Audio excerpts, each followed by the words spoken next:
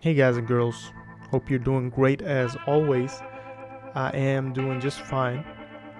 I just want to talk about some general stuff today and just kind of touch on the job and like how it's been going since I've been getting some questions and some comments on that. I'm doing good, but you might hear I'm kind of tired.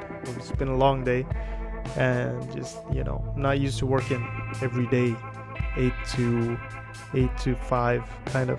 Then I have to drive back and forth like you see in this video. Just me driving to work. It's basically 1 hour there, 1 hour back, since it's in a town that's like 100 kilometers away. I don't know how many miles that is, but it's like, yeah, a lot of miles. Almost like 60 miles or something, I'd say. But it's good. It's been going really good. No big deal, no big problems. Everyone's really nice. And basically the job, I can't really talk about it too much in detail, but what it is just coding, programming, kind of maintaining software. And you got to learn things that they don't really teach in Sweden, like the PLM system and everything. So it's been cool. It's been a lot of new learning experiences and just coding. Otherwise, I've been doing good. It's kind of a short video, so can't really talk too much about it, but there isn't much to say really. It's just a normal job.